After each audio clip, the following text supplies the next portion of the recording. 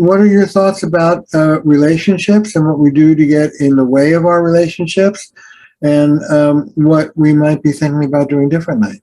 In relationships, the biggest issue is this not enoughness. So many problems occur from being with the wrong person and staying with the wrong person because of the fear of us not being enough. You'll leave me.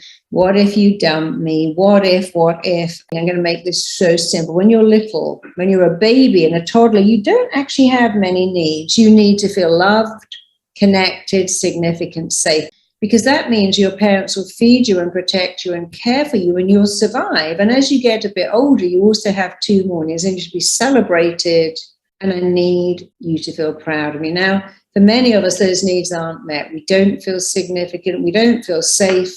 We often grow up in chaos. Mum's bringing home different people. Dad's a crazy alcoholic. Mum's not very well. I'm getting bullied at school and nobody cares. So when our needs aren't met, we can only do two things: give them up or give them away. Giving them up means, you know what? I've been ghosted so many times. That's it for me. I've got 6 cats and I'm done with love, and I don't ever want love again. So that's someone who's given up the need. I'm not going to even look for love. I'm not going to ask for anything. What will I get? Nothing, but that's okay. Because in the nothing, I also won't get disappointed. So we give the need up or we give it away. Give it away is, I've got to find someone out there to love me. I need to feel I matter. So someone is going to have to meet that need. And I don't really care who it is, actually. I'm just going to go out there and say, who can I find to make me feel significant and loved and worthy and safe? And now I found someone and I've given them the job. Your job is to make me feel loved, which is all right, because sometimes they go, yeah, I'll do that. I'll take on that job. The problem is that if for any reason at all, illness or their own issues, or maybe you go out, they leave, you're now right back to square one. Oh, I've got to find someone else. So we give the need up or we give it away. And no one tells us, hey, do you know you can meet that need yourself? Really? Yes. You can sit down and say every day, I matter, I'm significant, I'm lovable, I'm enough, I'm worthy of celebrating, I'm proud of myself. And although you're doing it yourself, when you start to embody and affirm and state, I matter, I'm lovable, I'm enough, I'm significant, I'm worthy of love and praise and recognition, your self-esteem goes up so high that you'll meet someone really quickly, but then you won't be going, hey, okay, do you love me? Don't leave me. Am I enough? You'll go, well, I know I'm enough, and I'm really glad that you're here knowing it too, and we can have a great relationship together, but you don't have to meet my needs because I can meet them. And so it really all is about, first of all, it's about your unmet needs. You've got to meet them yourself, write them out. I need to feel loved. I need to feel significant. I need to feel connected. I need to feel celebrated. I need to feel worthy. But if I keep saying I am all of those things, I'll find someone much quicker who agrees with me. Now, when you've met someone, you have to understand something. No one in the planet ever can meet all your needs. You can never say, here's my needs, could you meet them? The answer is not really, or well, I can, but no, you're not meeting them, I want you to. And so now you've got to look at your needs and put them into 3 piles. The first pile is, okay, these are my non-negotiable needs that you have to meet. I need you to be honest and reliable. I need to trust you. That's okay. So, for instance, let's talk about my needs. In my relationship, I need my husband to be absolutely honest with me. I need to be able to trust him. I need to be reliable. And I need him to be funny. He doesn't have to be funny, but it makes our relationship really good. So they're non-negotiable. I can trust him. I know he would never lie to me. He wouldn't be unfaithful. I also would never do that to him. But I have some other needs, which is to have a very tidy kitchen. And I've just realized my husband can't meet those needs because messy people don't see mess.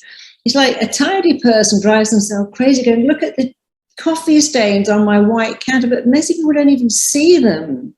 So, okay, I got to meet that need myself. I have to wake up and think, right, I'll just spend 10 minutes putting the tea bags in the bin and cleaning the surfaces. What's the point of moaning? So some of my needs, the need to have stuff put away, I just meet that myself. Then I have a third set of needs I've actually given up.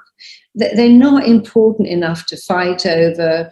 They don't really matter. So important needs that your partner must meet. Other needs, you think, well, I can meet those. And the third set of needs, just give them up. And the same thing when I was raising my daughter, who's an artist, so messy that I just realized, I'm going to ruin her life and mine fighting about this mess. Why don't I just shut her bedroom door and don't go in there anymore, except to get her laundry? And then if I go in there, wow, this is messy. Look, it's kind of like a Jackson Pollock bedroom. And that's what artists do. And so you have to reframe it. We give ourselves so much, hey, I'm looking for someone perfect, and this perfect person will know what to do in bed. They know exactly what gives it. They know what to say. Well, they won't, because they're not clairvoyant. They're just a person. And, you're a flawed person. I'm a flawed person. And together we can have a beautiful, flawed relationship. Or I can keep trying to make you be what I want you to be, and you're trying to make me be what you want me to be, and it just doesn't work. So you got to come at it from the best you can ever be as a flawed person, having a flawed relationship with a flawed person. I call it being flawsome. And it's actually a great place to be flawsome. All my clients who try to be perfect without accepting the unhappiness, but they're also the loneliest. I'm perfect and I'm looking for someone perfect. Then we're going to have a perfect life in a perfect house. Well, there's no such thing.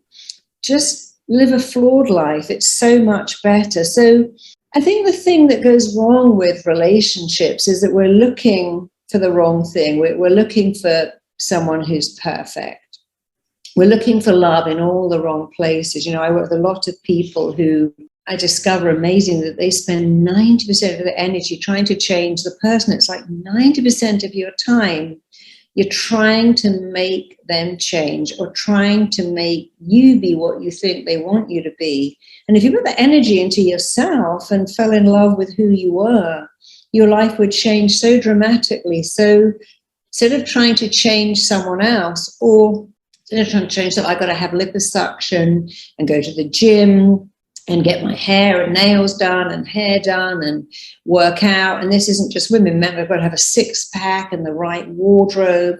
You only have to change one thing to find love. Nothing has to be snipped off or injected in or dyed or bleached or waxed away. The only thing you need to change is your belief in how lovable you are. And if you just put your energy into that and start saying every day, I'm lovable, I accept myself as lovable, I believe in myself as lovable, I see myself as lovable, I am magnetically lovable. It's not true. Who cares? The mind doesn't know, and it doesn't care. Keep saying it, because your words shape your reality. And if your reality is you keep getting dumped, you keep getting broken-hearted, you keep attracting the wrong person, it's because you're thinking about, am I good enough for them? Or can I find someone perfect? Tell yourself you're lovable. Find someone imperfect, just like you, and you'll have a much better relationship. What are your interests? Find out what you love and hang out with people that share your interests. Remember, the only thing you need to find love is a belief that has to become certainty that you are lovable just the way you are. And then understand that it's not anyone's job to meet your needs. Even your need to have orgasms. It's not someone else's job to give you an orgasm. It's your job to work out what your body likes and how it's supposed to go, hey, this is what works for me. This does it for me. This touches all my buttons. So, oh, my partner's useless in bed. Well, what are you doing about it? Well, I keep telling them they're useless. Well, that's not going to work. You have to find out what pleases you and show them. And then they have to show you, and then you can be great in bed. My partner doesn't buy the right gifts for me. Well, have you told them what you like? No, I shouldn't have to tell them. But they're not psychic, darling. You do have to tell them. I said to my husband one day, darling, when you get up and just go to bed, so I'm going to bed, and you leave all the doors open, I don't feel cared for. But when you lock all the doors, I feel so protected. And I would love it if before you go to bed, you go around the house and lock all the doors. I didn't say, you don't love me, you don't care, you just go to bed and leave all those doors open. And now every day goes, I'm going to do this because it makes you feel safe. So you can reframe how you talk to somebody. You know, we can all get our needs met if we can couch them in a better way. And so you just got to come at it in a different way. Like, you know, my husband and I have a great way of dialoguing, but it took a while to work it out. We were driving one day and I was talking to him, yap. And he wasn't listening. He was plugged into his phone and he was listening to messages. And I was thinking, oh, he's not listening to me. He's just ignoring me. He's becoming one of those husbands who goes, oh my God, my wife is yabbing away in the background. And I said to him, you know, I'm telling myself a story here. And my story is that you're not listening to me and you're interested in what I have to say. He said, you know, I'm telling myself a story because I'm just actually listening to an email from our accountant saying our account's been hacked. I'm going to have to pull over and I've got to change all the passwords. And I'm telling myself a story that you are not allowing me the time to deal with this message. So we both said, oh, isn't that funny? That's our story. But when I told that story, someone wrote in and said, hey, he was lying, you know, because the bank never rings you up and says you're being hacked. So he was probably on the phone to another woman, but it wasn't the bank, it was the accountant. It was true. But now we've got 3 people who've got a story from one scene. My husband's story is, oh my God, this is so terrible. I wish you'd give me a minute. My story is he's not listening. Someone else's story is he's having an affair and he's pretending he's on the phone to the accountant. So in a relationship, when you can say, I'm telling myself a story that you don't love me because you forgot my birthday, or you don't care about me because you go to bed without locking the doors, or I make this wonderful dinner and you don't even say thank you or appreciate or even come in time to enjoy it. When you can say, I'm telling myself a story. Years ago, my daughter's totally great, and I knew she'd forgotten my birthday. And I was thinking, you know, that's really a shame she's forgotten my birthday. And I could have waited till they go, you forgot my birthday. But I said, hey, you know, it's my birthday next week. She went, no, I didn't. I said, well, that's okay. I thought I'd remind you because I know we want to do something amazing. We had the loveliest day, but I could have made it a horrible day by going into that victim. You forgot my birthday. You don't care. When I know the truth is my daughter loves me and I love her, and she might have forgotten it, but I can choose to be really upset or just think, well, why don't I just tell her 2 days in advance? Like saying, hey, it's my birthday to my partner, and I'd love to go to this place. I'd love you to buy me this thing. This is what I really want. But we kind of sit there and go, no, they've got to be psychic and work that all out themselves. And we cause ourselves so much grief by not just saying, I want this, I like this, I love it when you do that. I'd be really happy if you do this.